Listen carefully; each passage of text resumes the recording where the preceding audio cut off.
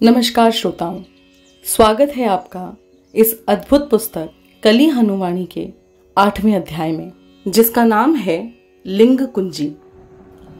कुछ क्षण के चिंतन के पश्चात लगभग सभी मातंग अपने निष्कर्ष पर पहुंच गए थे।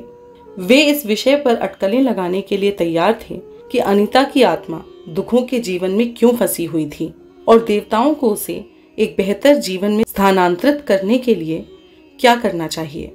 अपना श्वास चक्र पूरा करने के उपरांत हनुमान जी एक बार फिर प्रकट हो गए थे। उन्होंने एक दृष्टि उर्वा पर डाली, जो अपने आंतरिक संघर्षों से जूझ रहा था। तत्पश्चात उन्होंने अनीता के विषय पर उर्मी के विचार जानने चाहे।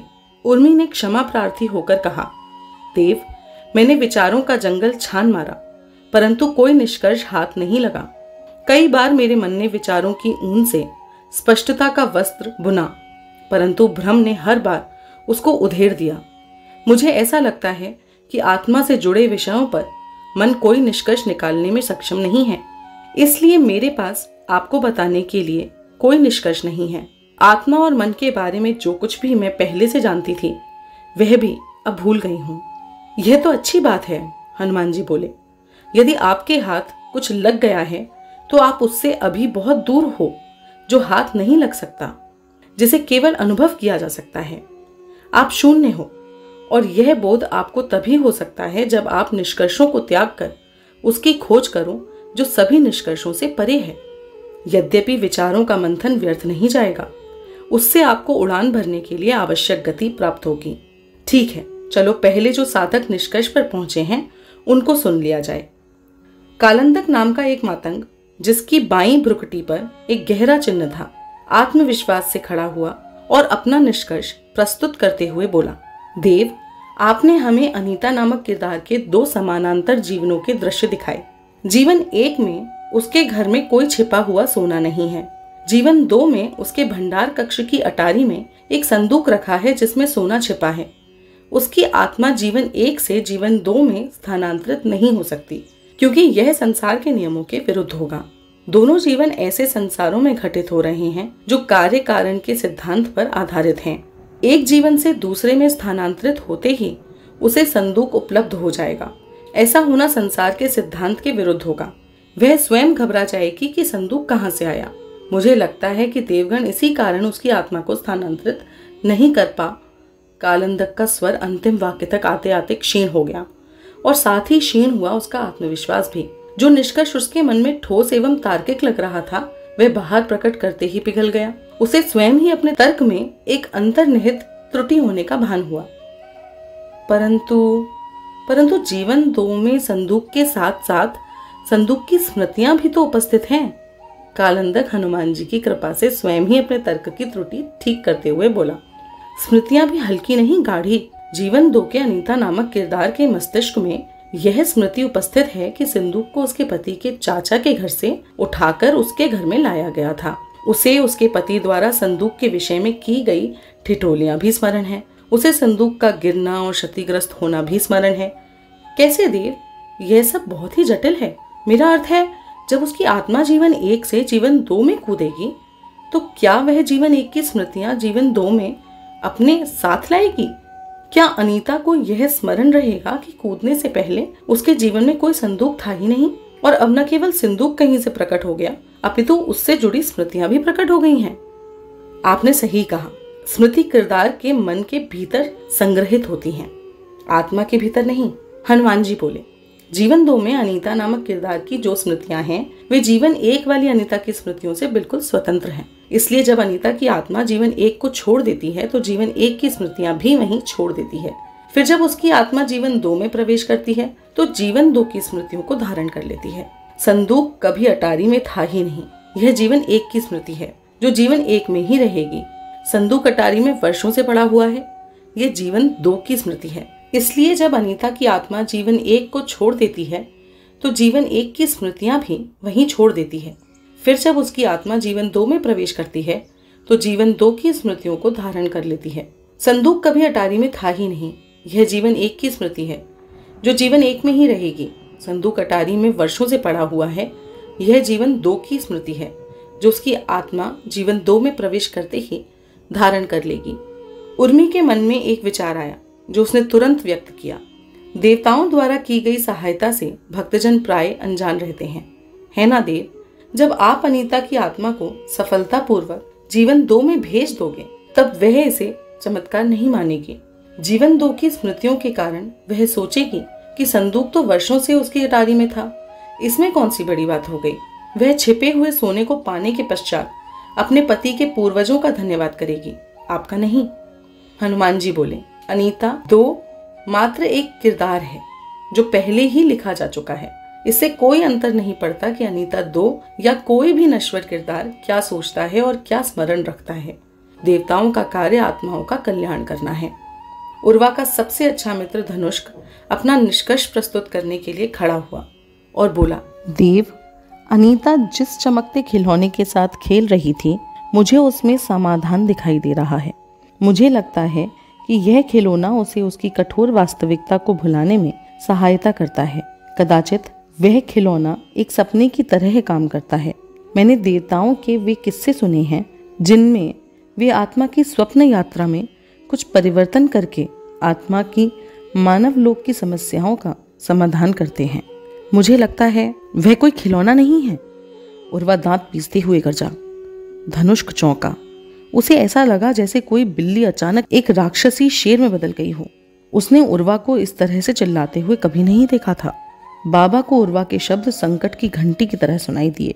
वे खड़े हुए और हनुमान जी से निवेदन किया, देव, क्या आप उर्वा की कोई परीक्षा ले रहे हैं? यदि हाँ, तो वह बुरी तरह विफल हो रहा है। असुर जल्द ही उसके तन मन पर नियंत्रण करते हुए इस पवित्र पूजा को अपवित्र कर सकते हैं। उसे सहायता की आवश्यकता है देव, कृपया। उर्वा की सिसकियां छूट गईं।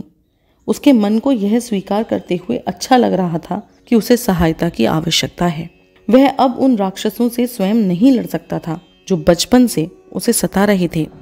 उसने बाबा को अपने सभी बुरे सपने बताए थे, सिवाय इसके जो उसे इस समय सता रहा था, चमकदार खिलौनों का बुरा सपना। हनुमान जी ने बाबा के साथ आपसी समझ से भरी दृष्टि का आदान प्रदान करते हुए कहा, बचपन से ही उर्वा मुख्य धारा के समाज के कुछ दृश्यों में प्रवेश करता रहा है। अच्छा, वे बुरे सपने जिनके बारे में किसी को बताना भी निश्चित है, मैं उनके बारे में पूरी तरह से भूल गया था। बाबा बुदबुदाए। सभा में जिज्ञासा अचानक तीव्र हो गई और उर्मी के माध्यम से उसकी अभिव्यक्ति हुई। मुख्य धारा के समाज के दृश्य उर्वा के लिए बुरा सपना क्यों है देव? और हमें उन दृश्यों के बारे में एक दूसरे के साथ चर्चा करने की अनुमति क्यों नहीं है? यदि आपकी आत्मा सभी मुख्य धारा के समाज के दृश्यों में प्रवेश कर जाए तो क्या मेरी सहायता के बिना वहां से बाहर आ पाएगी? हनुमान जी ने प्रति प्रश्न किया और तत्पश्चात स्वयं ही उसका उत्तर दिया। वहां पर भ्रम का जाल इतना जटिल है कि जागी हुई आत्माएं भी कई बार उसमें फंस जाती हैं। यदि कोई आत्मा तनिक भी जागृत है तो उसके लिए वहां के दृश्य जीना दुस्वप्न से कम नहीं होता।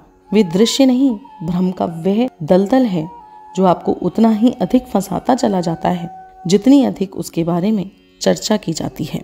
तो क्या हमें उन दृश्यों में कभी भूलकर भी नहीं जाना चाहिए देव? उर्मी ने पूछा। हनुमान जी ने कहा, जाना चाहिए और आप जाओगी भी, पहले मेरी सहायता से और उसके उपरांत बिना सहायता के। परंतु उनके बारे में आप एक दूसरे के साथ तब तक चर्चा नहीं करोगे जब तक कि आपको मैं पूरी तरह से प्रशिक्षित नहीं कर देता। उर्वा बचपन से ही उन दृश्यों को देखता आ रहा है क्योंकि बाबा के उत्तराधिकारी के रूप में उसे एक विशेष प्रशिक्षण की आवश्यकता है। वह नियमित रूप से बाहरी समाज की आकर्षक वस्तुओं और चुनौतीपूर्ण स्थितियों से भरे दृश्यों को देख रहा है। वह विशेष रूप से उस चमकदार यंत्र के प्रति आशंकित है जो अनीता के हाथ में था। वह यंत्र आत्मा पर भ्रम की एक अतिरिक्त चादर डालता है। मानवता भ्रम की नई नई परतों का निर्माण करती जा रही है। बाबा की आंखें चमक उठीं। उनके मस्तिष्क में वे वस्तुएं तैर रही थीं जो उनके समय में मुख्य धारा के समाज में लोकप्रिय थीं। अनीता के हाथ में जो चमकदार खिलौना था वह इस समय का आकर्षण था और बाबा की स्मृतियों में तैर रही वस्तुएं उस समय का आकर्षण। बाबा को भी कड़ाई से प्रशिक्षित किया गया था। उसी प्रशिक्षण की सहायता से वे स्वयं को ही नहीं अपितु सभी मातंग आत्माओं को शक्तिशाली भ्रम जालों से बचाते आ रहे थे। अब उर्वा की बारी थी। वह प्रशिक्षण पूरा करके मातंग मुखिया के रूप में उत्तरदायित्व संभालने वाला था। इस पीढ़ी की सबसे श्रेष्ठ मातंग शिष्यों में से एक उर्मी भी थी। वह अनीता के जीवन के उन दृश्यों को पुनः स्मरण करने की चेष्टा कर रही थी जो उसने अन्य मातंगों के साथ कुछ क्षण पहले देखे थे। उसे पछतावा था कि उन दृश्यों को देखते समय उसने चमकदार खिलौने पर अधिक ध्यान नहीं दिया था। उसने पूछा, देव, क्या हम सभी को उस खिलौने के बारे में आशंकित होना चाहिए? हनुमान जी ने चेताया, आपको वस्तुओं से नहीं अपितु उनके बारे में तुच्छ और सीमित जिज्ञासा से दूर रहना चाहिए। सीमित जिज्ञासा आपको भ्रमजाल में डालती है और वहीं फंसाए रखती है। यदि किसी वस्तु के बारे में आपकी जिज्ञासा असीम है तो कोई अंतर नहीं पड़ता कि वस्तु क्या है, वह आपको परम सत्य की ओर ले जाती है। एक गुरु अपने शिष्यों को परम सत्य के दर्शन कराने के लिए किसी भी वस्तु का उपयोग कर सकता है और एक योगी किसी भी वस्तु को परम स्वतंत्रता के द्वार के रूप में उपयोग कर सकता है। अभी मैं उस चमकदार वस्तु का उपयोग आपको ब्रह्मांड के रहस्यों को समझाने के लिए करने जा रहा हूँ। चलो, मैं पहले आपको मुख्य धारा के समाज के कुछ दृश्य दिखाता हूँ। सभी ने तुरंत आंखें बंद कर लीं। हनुमान जी की एक लंबी प्रतिमा जो 10 तल्ले के भवन से भी लंबी थी, धुंधले आकाश के नीचे महाप्रतापी रूप में शोभित थी। सैकड़ों जन विस्मय में खड़े उसे देख रहे थे, अपनी ईश्वर प्रदत्त आंखों के माध्यम से नहीं अपितु अपने अपने हाथों में रखे पिंगल यंत्रों में लगी आंखों के माध्यम से। हनुमान जी की वाणी ने मातंगों को बताया कि वहां क्या हो रहा था।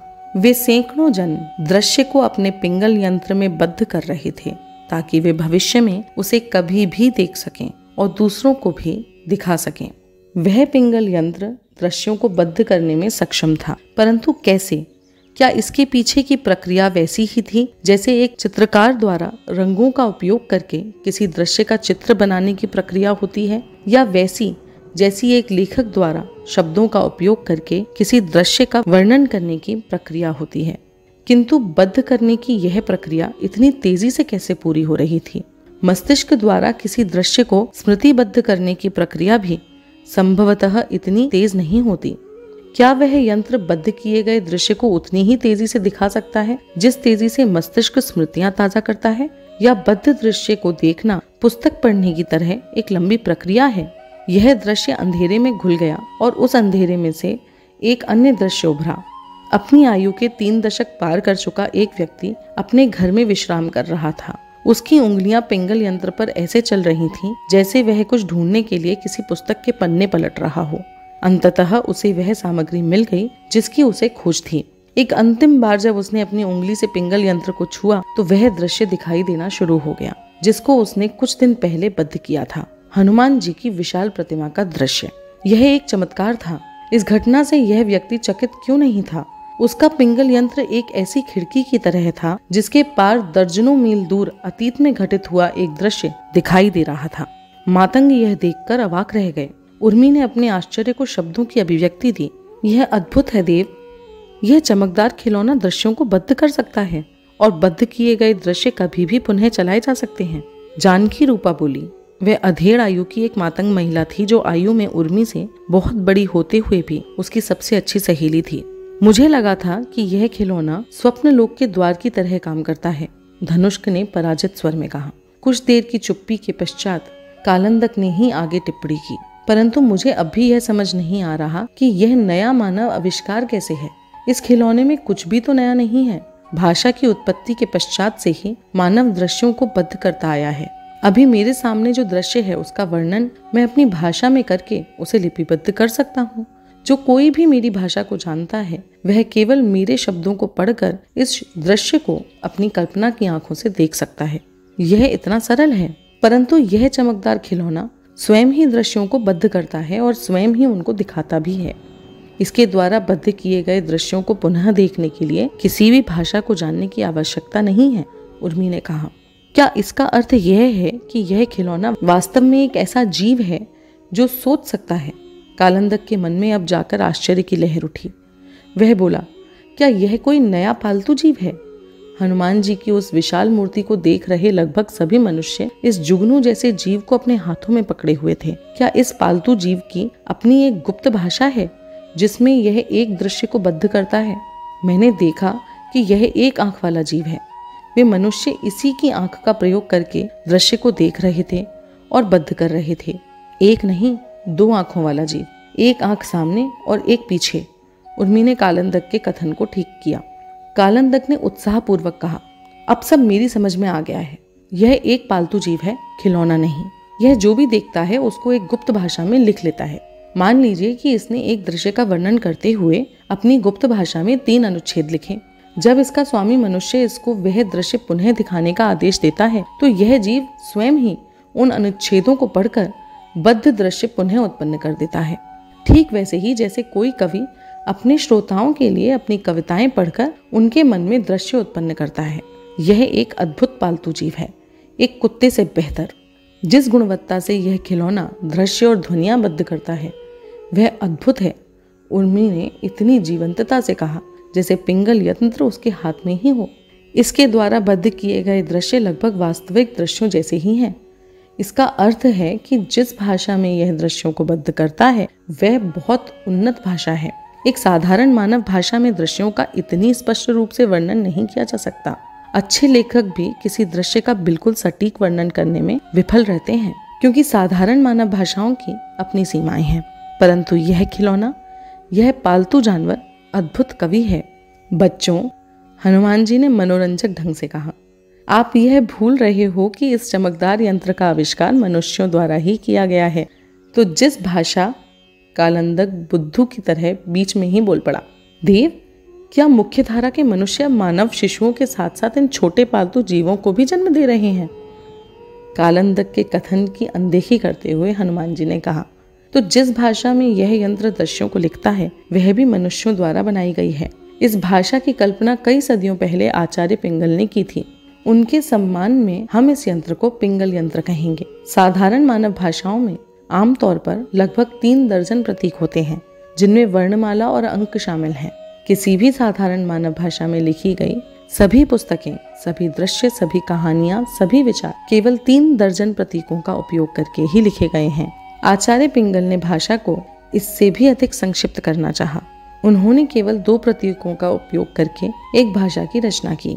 हनुमान जी युग्मक प्रणाली की बात कर रहे थे, जिसके आधार पर आधुनिक मनुष्यों ने गणक यंत्र, पिंगल यंत्र आदि का आविष्कार किया है। केवल 2 प्रतीक देव?